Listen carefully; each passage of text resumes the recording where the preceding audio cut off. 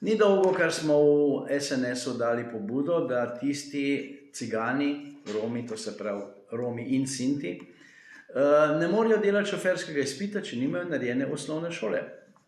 Tudi drugi so poslali vprašanje na Ministrstvo za infrastrukturo in tukaj je gospa Iris Jelačin-Knaus, univerzitetna diplomirana pravnica, je odgovorila, da Evropska unija tega ne dovoljuje. Ni res, Evropska unija in direktiva nič ne piše o tem.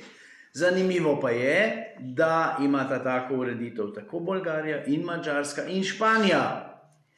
In tudi pri nas bi morali to urediti. In ni izgovor, da bi se več teh nešolanih vozilo z avtomobili. Izgovor je prinešen na pasjem repu. Dejstvo je, da policija mora delati svoje in jih loviti. Je pa še ena zadeva, zakaj ti otroci nočejo končati osnovne šole. Zaradi tega, ker potem jih ne morejo napotiti na opravljanje javnih del. Pa smo zopet našli eno luknjo, ki jo cigani zelo dobro uporabljajo v svojo korist.